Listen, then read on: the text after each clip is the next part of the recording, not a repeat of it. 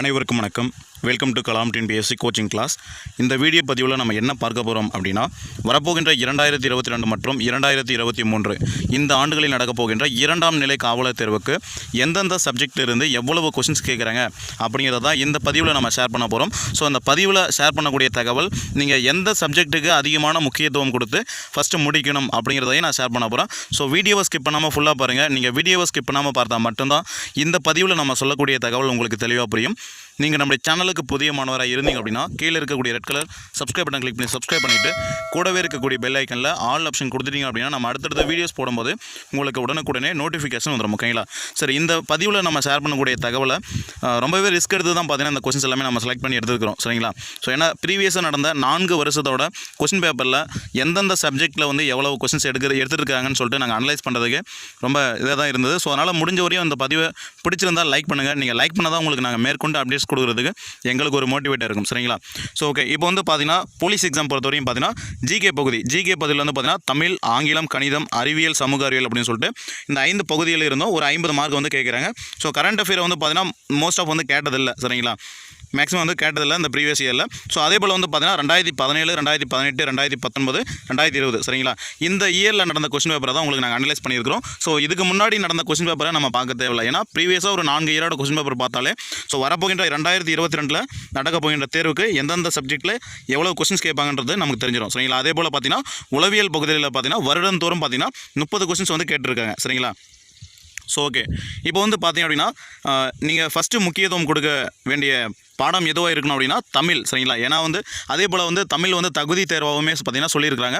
So நீங்கள் தமிழ் தகுதி தேர்வில் குறைந்தபட்ச மதிப்பெண்ணை, அதாவது 80 மதிப்பெண்ணுக்கு வந்து அந்த தமிழ் தகுதி தேர்வு நடக்குது அப்படின்னா ஸோ அதில் வந்து நீங்கள் 40% வந்து நீங்கள் பார்த்தீங்கன்னா நீங்கள் எடுத்துருக்கணும். சரிங்களா? அப்படி எடுத்திருந்தால் மட்டும்தான் நீங்கள் அடுத்த கட்ட தேர்வான இந்த ரிட்டன் எக்ஸாமுக்கு வந்து நீங்கள் அனுமதிக்கப்படுவீங்க. சரிங்களா? ஸோ நீங்கள் தெளிவாக புரிஞ்சுக்கணும். அதே போல் வந்து நீங்கள் தமிழுக்கே வந்து முக்கியத்துவம் கொடுத்துட்டு உட்காந்துட்டு இருக்கக்கூடாது. ஸோ அடுத்த கட்ட சப்ஜெக்ட் என்ன பார்த்தீங்கன்னா அறிவியல் மற்றும் சமூக அறிவியல், இதுக்கு வந்து நீங்கள் இம்பார்ட்டன்ட் கொடுக்கணும். ஸோ அறிவியல் அப்படிங்கிற பகுதியில் பார்த்தீங்கன்னா நீங்கள் பயாலஜி, சரிங்களா, பயாலஜிக்கு வந்து நீங்கள் இம்பார்ட்டன்ட் கொடுக்குறதா இருக்கணும். சரிங்களா? பயாலஜி மற்றும் ஃபிசிக்ஸ். ஓகேங்களா? நீங்கள் கெமிஸ்ட்ரியில் வந்து பார்த்தீங்கன்னா நிறைய ஈக்குவேஷன் இருக்கும். அதே போல் நிறைய அறிவியல் அறிஞர்களோட பெயர்கள் இருக்கும். சரிங்களா? அதே போல் இயர்ஸும் கொடுத்துருப்பாங்க. ஒரு சிலரால் அதை மனப்பாடம் பண்ணுறது ரொம்ப ஒரு கஷ்டமாக இருக்கும். சரிங்களா?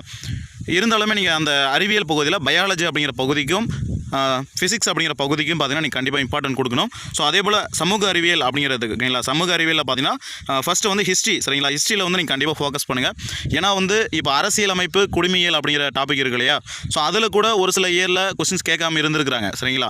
ஆனால் ஹிஸ்ட்ரி, ஜாகிரஃபி, ஓகேங்களா, இந்த 2 பிரிவில் இருந்துமே அதிகமான கொஸ்டின்ஸ் கேட்குறாங்க. இப்போ வந்து எக்ஸாம்பிள் 2017 கொஸ்டின் பேப்பரில் சமூக அறிவியலில் மட்டும் ஒரு 17 கொஸ்டின் கேட்டிருக்காங்க அப்படின்னா மேக்ஸிமம் கொஸ்டின்ஸ் வந்து பார்த்தீங்கன்னா ஹிஸ்ட்ரியிலையும் ஜாகிரஃபிலையும் தான் பார்த்தீங்கன்னா கேட்டிருக்காங்க.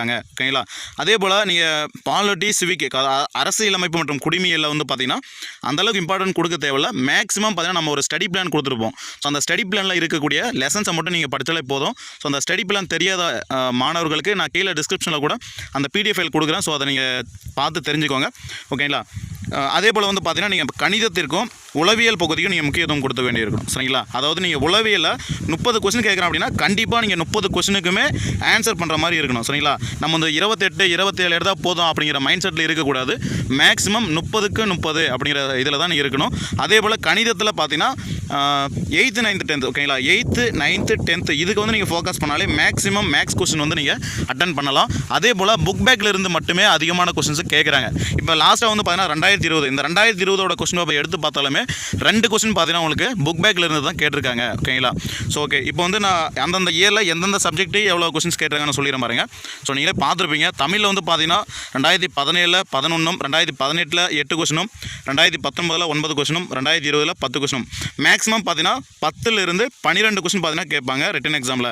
அதே போல் தமிழ் தகுதி தேர்வு இருக்குது. ஸோ அதில் கேட்கக்கூடிய கொஸ்டின் மட்டும் தான் கேட்பாங்களா? அந்த ரிட்டன் எக்ஸாமில் வந்து இந்த தமிழ் பகுதி வந்து இடம்பெறுமான்னு சொல்லிட்டு நிறைய பேர் கேட்குறீங்க. ஸோ கண்டிப்பாக தமிழ் தகுதி தேர்வுலையுமே தமிழ் கொஸ்டின் இருக்கும்.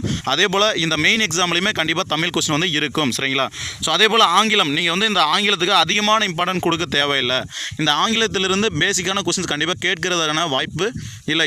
ஏன்னா வந்து தமிழுக்கு மட்டும்தான் அதிகமான முக்கியத்துவம் கொடுப்போம்னு சொல்லிட்டு தமிழ்நாடு அரசாலேயே வந்து சொல்லியிருக்கிறாங்க. ஸோ ஓகேங்களா? அதனால் நீங்கள் தமிழுக்கு அந்தளவுக்கு மேக்ஸிமம் இது இம்பார்ட்டன்ட் கொடுக்க வேண்டாம். நீங்கள் அப்படி படிக்கணும் அப்படின்னு சொல்லிட்டு நினச்சா ஸோ நீங்கள் சினோனிம் ஆண்டனிம் இந்த கிராமர் ஒரு பேசிக்கான கிராமர் வந்து நீங்கள் தெரிஞ்சிருந்தாலே போதுமானது. நீங்கள் இங்கிலீஷில் வரக்கூடிய கொஸ்டின்ஸை பாதி நீங்கள் அட்டன் பண்ணலாம். சரிங்களா?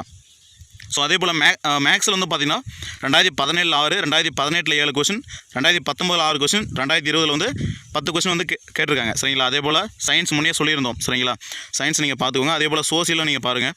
2017 17 கொஸ்டினும், 2018 13 கொஸ்டினும், 2019 16 கொஸ்டினும், ஸோ அதே போல் 2020 15 கொஸ்டின் வந்து கேட்டிருக்காங்க.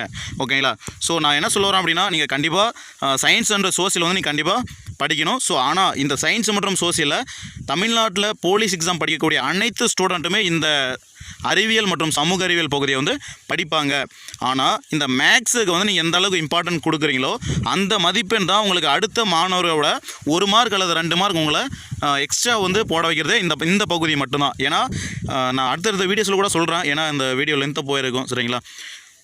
ஸோ இதை பார்த்துக்கோங்க. இந்த சப்ஜெக்ட் வந்து நீங்கள் அதிகமாக முக்கியத்துவம் கொடுங்க. சயின்ஸ் மற்றும் சோசியல், அதே போல் மேக்ஸ், சைக்காலஜி, தமிழ், இங்கிலீஷ் கூட நீங்கள் விட்டுருங்க. அந்தளவுக்கு நீங்கள் படிக்க தேவையில்ல. பேசிக் நாலேஜ் இருந்தாலே போதுமானது. இங்கிலீஷில் வரக்கூடிய கொஸ்டின்ஸை நம்ம ஈஸியாக அட்டன் பண்ணலாம். ஓகேங்களா? சரி, நீங்கள் அடுத்தடுத்த TNUSRB சம்மந்தப்பட்ட அடுத்தடுத்து எந்த ஒரு டவுட்ஸ் அப்படின்னாலுமே கீழே இருக்கக்கூடிய கமெண்ட் செக்ஷனில் வந்து கமெண்ட் பண்ணுங்கள். கண்டிப்பாக உங்களுக்கு நாங்கள் ரிப்ளை பண்ணுறோம். சரிங்களா? சரி, ஓகே, தேங்க்யூ.